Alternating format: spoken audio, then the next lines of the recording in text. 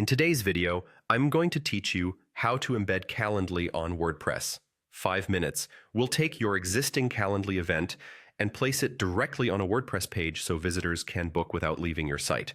Start by opening your browser and going to calendly.com. Click Login, enter the email you use for Calendly, hit Continue, then enter your password and continue into your account. Once you land on your Calendly home screen, choose the event type you want people to book and click Share.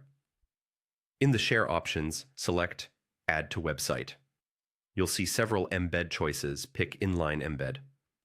Inline places the scheduler right inside your page content, which is perfect for a dedicated booking page. Click Continue.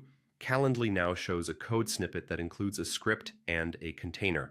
Click Copy Code to copy the entire snippet to your clipboard. With that copied, head to your WordPress site's dashboard. From the left menu, open Pages, then choose Add Page to create a new page for scheduling. Give your page a clear title like Book a Meeting. In the editor, click the plus icon to add a block, search for custom HTML, and select it. Click into the HTML field and paste the Calendly snippet you copied earlier. You can use Preview to see how it renders. It should display your event calendar right on the page. If the preview looks narrow, remember that it's controlled by your theme's content width. That's expected in many themes and usually looks great on mobile. If you're using the classic editor instead of blocks, switch to the Text tab and paste the same code there.